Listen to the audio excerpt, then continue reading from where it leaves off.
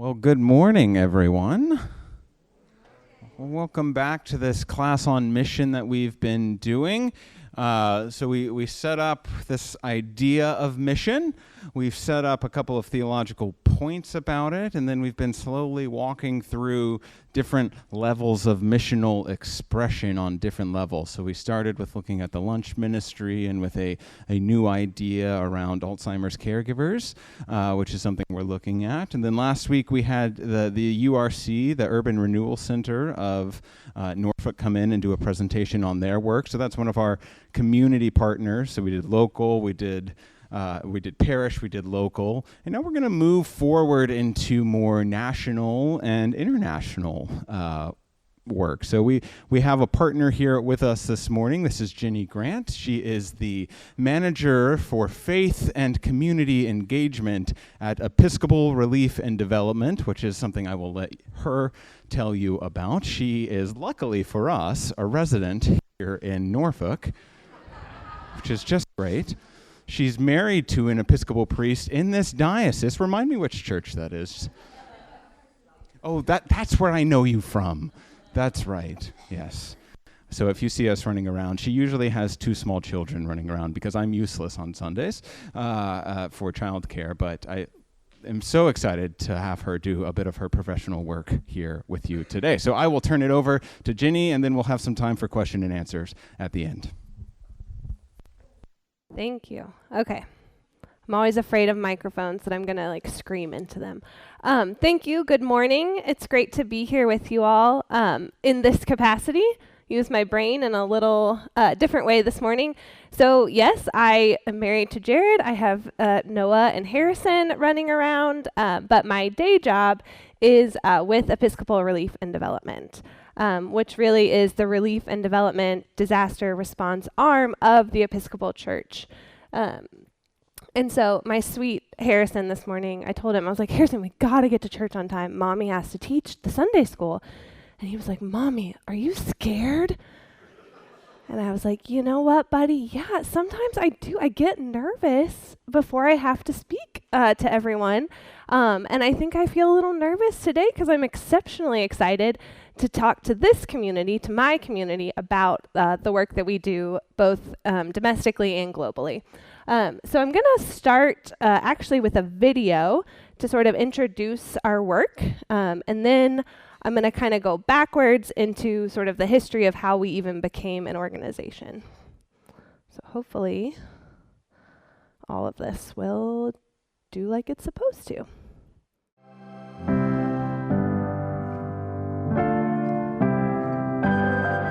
For over 80 years, Episcopal Relief and Development has been working together with a global network of partners to advance lasting change in communities affected by injustice, poverty, disaster, and climate change. Working together for lasting change starts with a deep respect for the dignity of all people.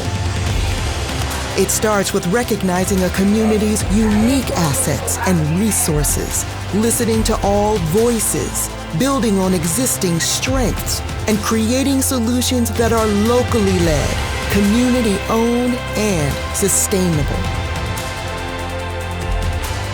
Working together for lasting change means equipping and supporting parents and caregivers to provide nurturing care, especially during the critical first 1,000 days of life, ensuring children reach their full potential. It means partnering with Christian and Muslim faith leaders to confront harmful social norms, prevent and respond to gender-based violence, and promote and advance gender equality. Working together for lasting change means investing in communities most at risk of devastating droughts and floods, fostering resilience, and providing the training and resources needed to recover and adapt. It means working through global networks like the Anglican Communion to respond to disasters and conflicts accompanying people as they seek housing, employment, and critical support services. At Episcopal Relief and Development, we know that working together leads to sustainable solutions and thriving communities. Will you join us in advancing lasting change?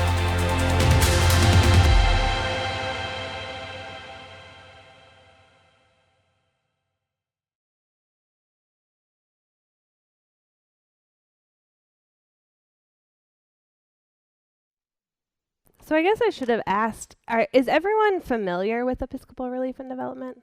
Are there people that have never heard of it? Awesome. Okay. This is great.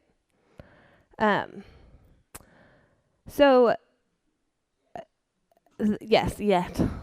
So that is our current identity as an organization. But I want to go back because I think it's really important as Episcopalians to understand where we came from and why this matters to us as a church and as a body of Christ. So we were originally called the Presiding Bishops Fund for World Relief. And really we were founded in 1940 sort of as a response to all of the refugees coming in from Europe. As a church, we wanted to respond. We wanted to support people coming in that really had nothing. They were coming from Europe during the war, and they really needed that support. So that's really where we stemmed from, where we began.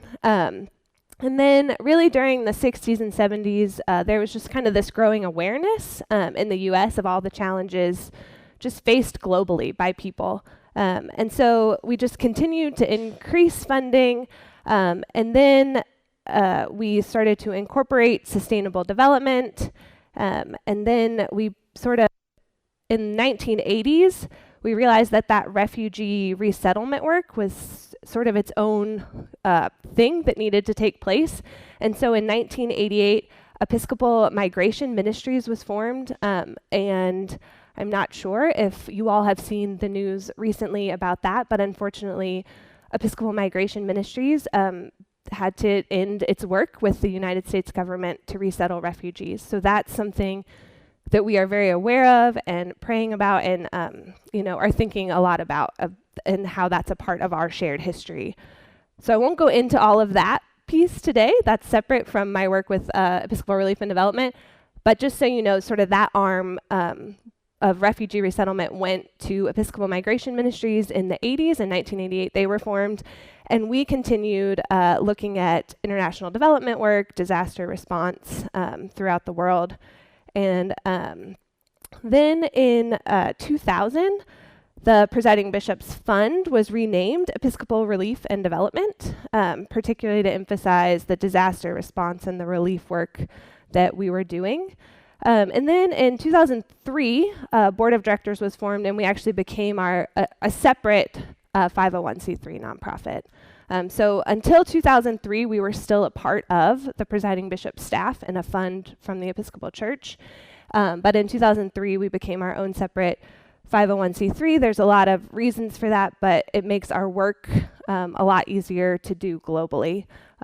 So we became our own, and we became Episcopal Relief and Development. Healing a Hurting World was sort of our tagline at that time. And in 2004, we were an agency that was reaching about 21 countries. We were working in about 21 countries, reaching nearly 250,000 people. Now, Episcopal Relief and Development, we work in 40 countries, and we are touching about 3 million people every year. So we've grown exponentially over the past 20 years. So during our previous strategic plan, we adopted an identity that focuses on power of partnership. And so this is why now we have moved from healing a hurting world to working together for lasting change, with the recognition that none of this can be done without partnership, without working together, and that we are actually not doing anything for people, but we are doing things with people. We are walking with people around the world, particularly around the Anglican Communion. I think it's also really important to note that as we move forward in this new strategic plan that we've entered, we're really looking at expanding our faith and interfaith partnerships. So that's how we got to where we are today from 1940. And you can see that our history is deeply rooted in the Episcopal Church. We would not be where we are today without generous Episcopalians, thoughtful Episcopalians around the globe, and Anglicans.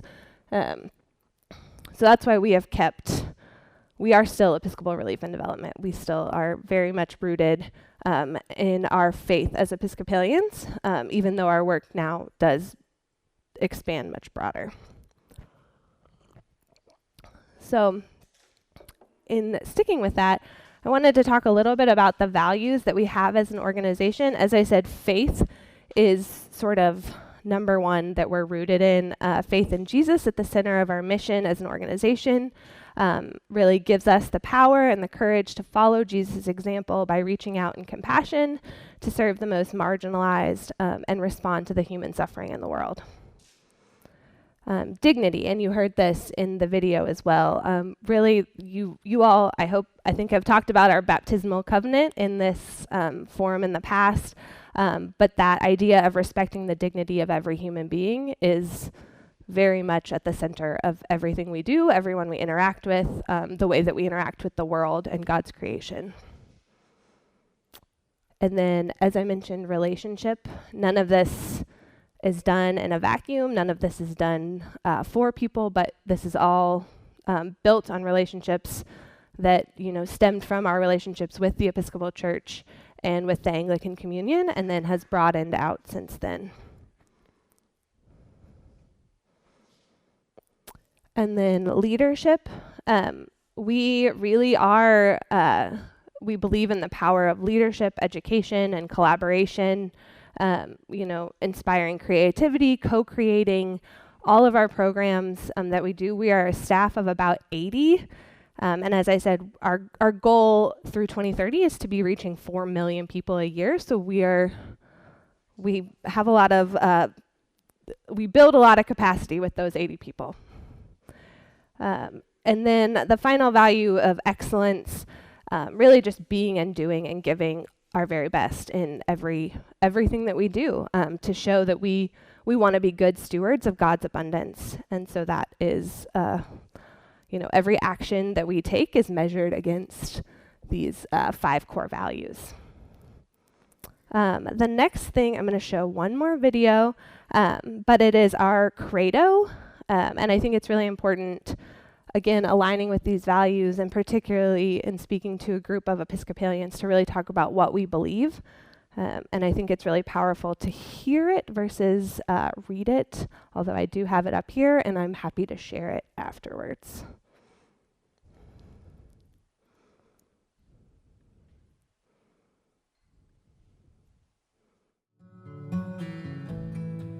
We believe.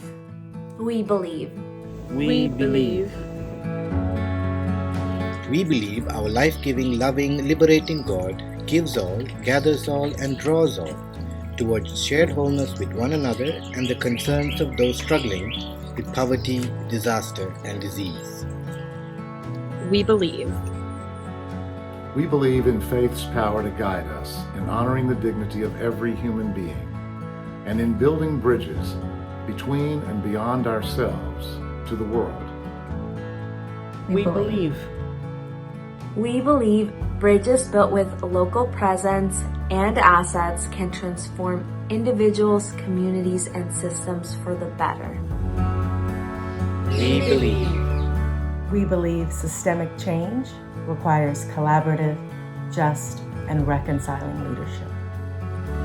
We believe. We believe we are called to right the wrongs and sins of the past, even as we strive to repent of those sins and any we continue to commit. We believe. We believe the present state of the world does not fulfill the dream God intends for us. We believe.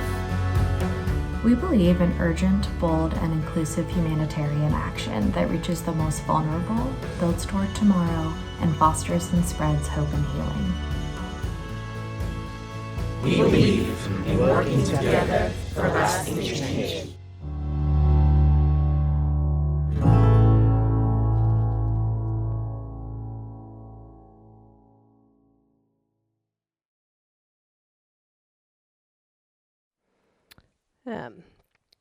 So that is our credo, and again, sort of the foundation of all that we do. And I think you probably heard, did you all hear familiar language or things in that you've heard? Yeah? Yes. A lot of what we do and what we believe and the way that we choose to interact with the world really does stem from the baptismal covenant. And all of those folks in the video were members of our staff. And so we have, our offices are in New York City at 815 2nd Avenue, where the Episcopal Church building is, right between Grand Central and the United Nations. It's a really unique place to be. But almost all of our staff works remotely at this point. There are very few people in New York City. We have people in, we have an office in Accra in West Africa and Ghana. And then we have people scattered across the United States, Sri Lanka. We just hired our first staff program officer in Nairobi.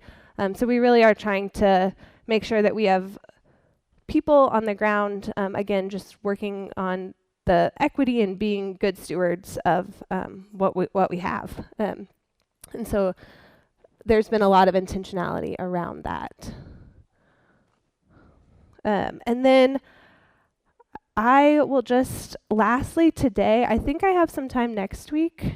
So I'm going to lastly today just kind of talk about the 4 priority areas that we work in, which you saw in the video, and then I'll be happy to answer any questions or share any further information. So our programmatic work, we work in early childhood development, women and girls, climate resilience, and disaster response. And we have just incredible programs for each of these, but we also recognize that they're all interconnected. You can't really just do one of those things. And so most of our communities, there's an integrated approach, whether we're working with the first 1,000 days of life, which, research has shown that that is the most integral time in a child's life is those first 1,000 days. So a few years ago, we had a huge campaign called 1,000 Days of Love to really start up a lot of our early childhood development programs. And then looking at how do we support women and girls ending violence, domestic violence, and then climate resilience has really moved from looking at just the environment to thinking about, okay, we know the climate is changing, we know the world is changing, so how are we as communities globally, what are we doing to support that change and become more resilient to what we know is coming? And sort of disaster response really does kind of flow across all of these, but particularly climate resilience, because we know more disasters are happening because the climate is changing. And so our disaster response strategy used to follow what most disaster response agencies did. They would go to a place and respond to a disaster.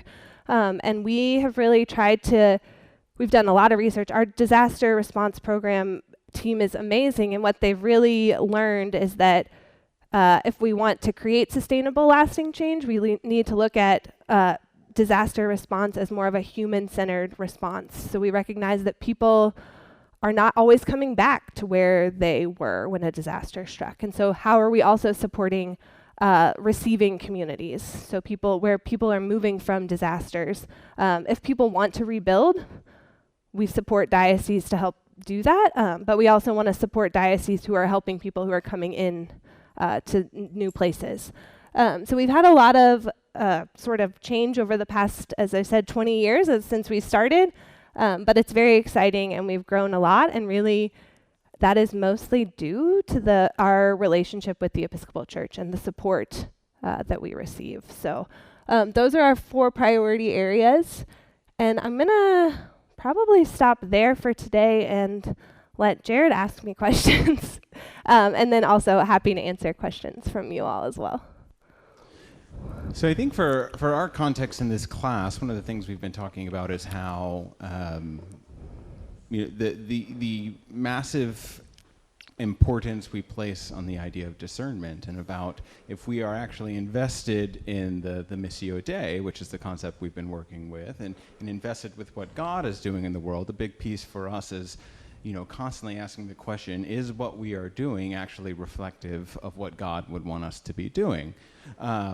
And so that's all important. And we looked at a couple instances of missional malpractice, of saying, like, this is how the church can get it wrong.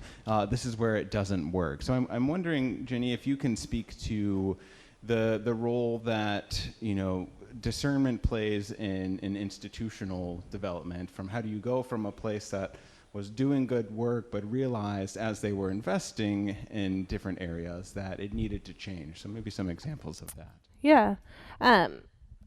So I think one of the big things is that, and I think this comes out in our credo and in our values, is that we also recognize that the church has caused a lot of harm. And I think Jared and I have both seen that in our experience.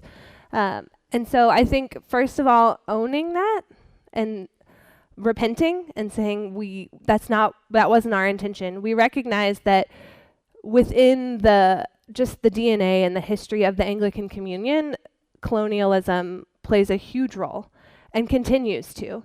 And so starting from a place, like we've talked about, of relationship, and recognizing that, this is where our relationship may have started. Where do we want it to go together? And so I know you all here have been doing a holy listening, which has been really wonderful to see. And the methodology that we use as an organization is asset-based community development. And I think the foundation of everyone has something to offer. Every place has something to offer. Everywhere is created by God. Every person is created in the image of God. And I think starting from that place really allows us to repair relationships, make new relationships from a different foundation. But then, like I said, also, it's not the way that we create lasting change isn't anything that we go in and do, but really a community creates what they want, has hopes and dreams for their communities. And so we're really the bridge builders. How do we help facilitate that and walk alongside our partners in that way? Knowing, again, as the foundation, that God is already there. Like, we're not bringing God to anyone. And I think from an institutional development standpoint, we're not allowed to say that. Episcopal Relief and Development does some really great systemic evaluations as part of their work. And so I wonder if you could speak to maybe some of the models, and maybe if there's a case study. I know we'll get into some of the specifics of this work next week, because I know that's important to this conversation. But what's a way that you evaluate whether something's working or not? So that's sort of actually, particularly in this new strategic plan, we are really trying to build our capacity and build communities' capacity for gathering data. And so, our Moments That Matter program, which is our early childhood development program, there are already particular data sets we're gathering. Like I wish I had this photo. There's this great photo of a community, and they're all gathered around, and there's it looks kind of like a swing almost hanging from a tree, but it's a scale, and it was weighing day. And so every 3 months, every child in the community got weighed to see how they were doing, physically. But it was this huge celebration every 3 months for each community to do that. And so there are particular ways that we do gather data and talk to people about, what has changed. And our president and CEO, Rob Radke, tells this great story. He was just recently in Liberia, and our flagship programs in Liberia are really women and girls, and helping using the faith leaders and faith community to help stop child marriages and in domestic violence. And our partner in that is Islamic Relief USA. And so the presidents of both organizations were there for this big gathering. And the president of Islamic Relief, just kind of looking at this gathered group of women who had participated in the program, as an attempt to not call anyone out or single anyone out. He just simply asked, raise your hand if you know someone who has experienced less violence because of our programming. So if you know someone who has experienced less violence, raise your hand. And I think he said like 85% of the gathered hundreds of women raised their hand. So there are anecdotal ways, and there are specific data-driven ways that we're trying to put in the hands of all of our partners, but just really powerful moments to show that, the way that we can work in communities and work with communities to create sustainable change is really powerful. Is really cool. All right, my last question before I turn it over to you. I think we started this class by talking with this idea of mission and how it's an incredibly complicated word, and that there's a lot of baggage associated with that word, especially if you're coming from specific denominational sects or specific areas that have a very maybe colonial mindset to it, or a evangelistic sort of mindset to it. So there might be some that are not willing to put the label of mission on something like Episcopal Relief and Development. So I wonder what your thoughts are on that, and how that might be a limited view of the idea of mission. I have lots of thoughts about the word mission. And I will say there are probably people within our organization that won't use the word mission. I mean, we are a development and relief organization. I think as an Episcopalian, and what I understand as God's mission, we are very much participating in that. I think if we stop using the word mission in this sort of context, then we lose a little bit. And so there's lots of books and lots of things you can read about reclaiming mission and what it means. But I do think defining it in a context is really important. And I would absolutely think that the work that Episcopal Relief and Development is doing in partnership with the Episcopal Church and the Anglican Communion is part of God's mission. I think supporting Episcopal Relief and Development is a way of participating in God's mission. We do not send missionaries. We do not do mission trips. That is not our work. That is not our mandate. But there are lots of ways to participate in our work, including prayer, giving. We have a ton of resources for different ways of engagement. And our executive office does do pilgrimage to see our work.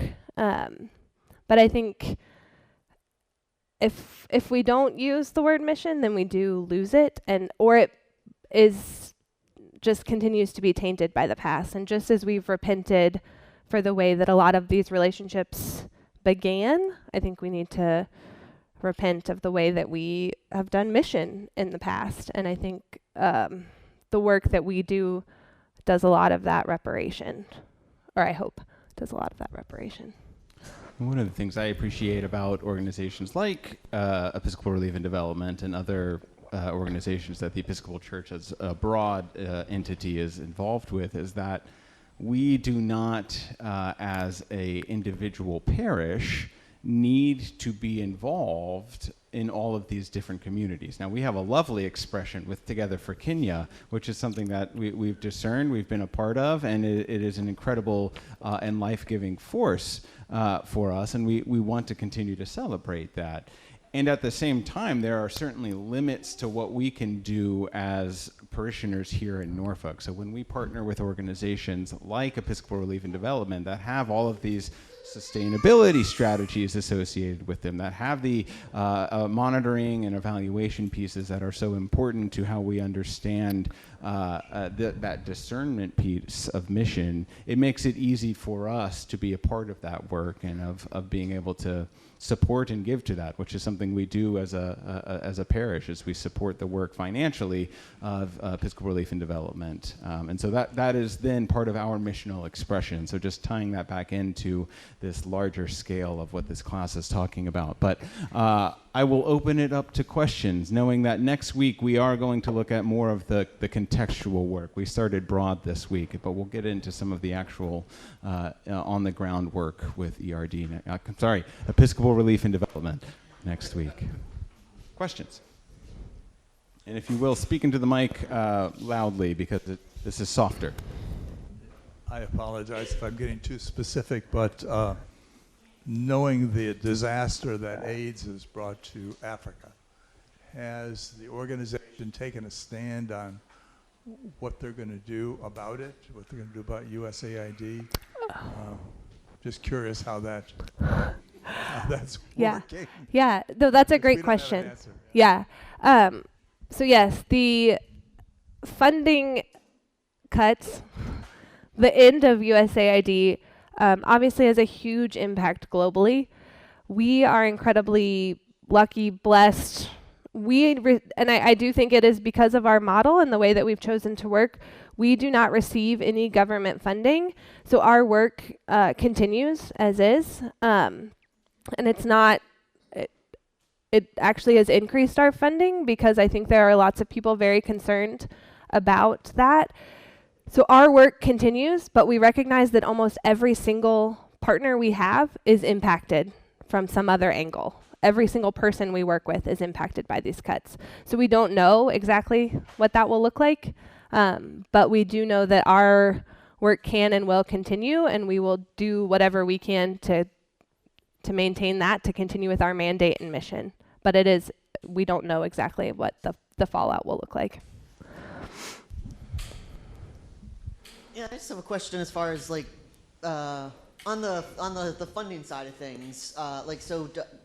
Does now that it's a separate organization, still does your guys' funding still also come? Like, does basically every parish in the Episcopal Church, some of the money that we send in to the Episcopal Church, does that then automatically go, or like how does that work? How are you guys funded? So we are still mostly funded by individual Episcopalians and churches in the Episcopal Church. We do receive institutional funding and other grants globally, but our relationship with the Episcopal Church at large now, the DFMS, the Domestic and Foreign Missionary Society, is mostly, we get our office space for free, and it's not that when the parish pays their, what is the word I'm looking for? Yeah. The assessments do not go to us, no. But our funding does still mostly come from Episcopalians. I'm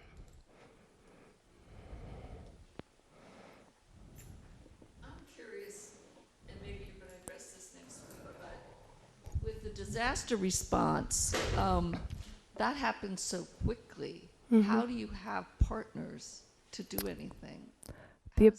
The Episcopal Church. So when we respond to disasters, we are mostly working directly with the dioceses that are impacted. And so like I said, our disaster response team is small and mighty, but they have incredible relationships with diocesan staff. And so when a disaster strikes, like I can always go back to Western North Carolina right now, we can basically be in touch when there is service almost immediately and so our immediate disaster response is typically small grants that go out to provide immediate cash and card assistance. And then we support, like once we're, into the next phase of disaster, we can work with the particular diocese on what a long-term recovery program looks like, and then increase the granting from there. So a diocese really runs the disaster response in their location.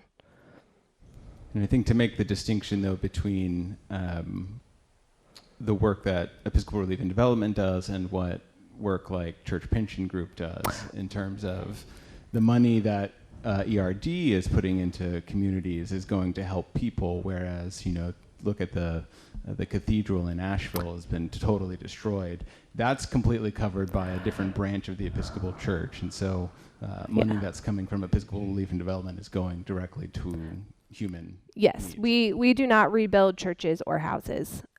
So a lot of, especially during COVID, for example, a lot of the camp and conference centers had sort of all this space and industrial kitchens, and really just needed money to buy food so they could feed the communities. So those sorts of things where we can support, again, what is already working and on the ground, we're there to help facilitate longer term sustainable recovery in those situations. So North Carolina actually brought up a question that I had. Is most of the work global and international, non-U.S., or do you guys focus on do you guys have a presence in terms of some of these things that also are applicable to some areas of the U.S.? And then also, are there maybe lessons that you've learned from working internationally with these kind of more sustainable practices that could be applied to organizations in the United States?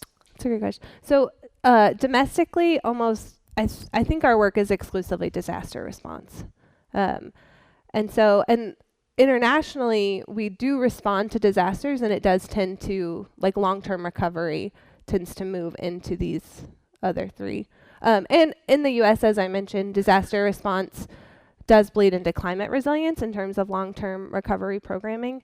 And then, so I know there are lots of things that we've learned over the years. I have been in this role for just over a year. And so when I think about sort of the lessons that have been learned programmatically internationally, I tend to kind of go back to my own experience and have seen, again, where the church has not intentionally caused harm. I think one of the things that we think about a lot is intent versus impact, and sort of particularly in global mission, the intentions that we all bring are usually really good.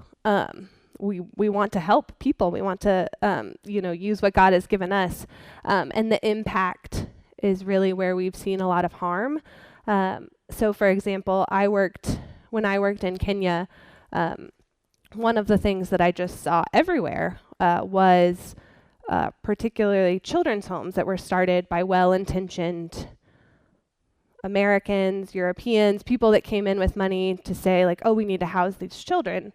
And they would do a really good job until a child turned 16.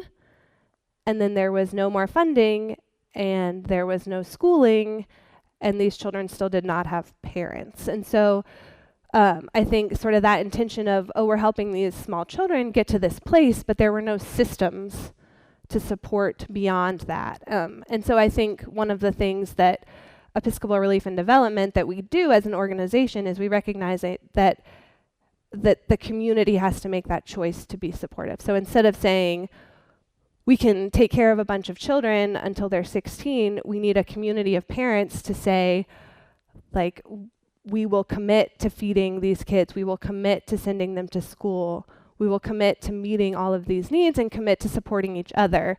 So that's where, like, the savings and loan programs come in. So how do we help support communities who need to develop economic strategies for themselves so that they can commit to supporting their children's education, sort of those pieces. So really moving from sort of Band-Aid solutions to a lot of things in the world to helping communities commit to being sustainable, if that makes sense. We've probably got time for one more question. Hello. You had mentioned that you don't send missionaries, but do you send anybody, like boots on the ground, or do you just work entirely through, like, local organizations? We work entirely through local. I mean, we have program officers that visit programs and provide technical assistance. But really, when we talk about, like, who is doing the work, and, you know, that's one of the questions that always comes up is about our finances and how much money goes to programming versus other things. And so we have a staff, like I said, of about 80, but we also provide supplemental assistance to people who are like locally led organizations on the ground. So we don't, like I said, we've hired someone in Nairobi. We have a staff in Accra. But for the most part, all of our partners are actually like doing the work. We're training community leaders to then like be the facilitators of all of these things. And that's, one of the things. I think we're just about out of time today. So what we'll do next week is again... Oh, I have some things. If there are a few things on the table, if you're interested in learning a little bit more, and I can bring more. Goodies are the most important part of any conversation, so please do take those over there. But what we'll do next week is, again, tie some of this larger scale organizational conversation we've had today into some of the direct work of Episcopal Relief and Development. So thank you, Jenny, for being here today, especially after a week of vacation. Right into it. Thank you all.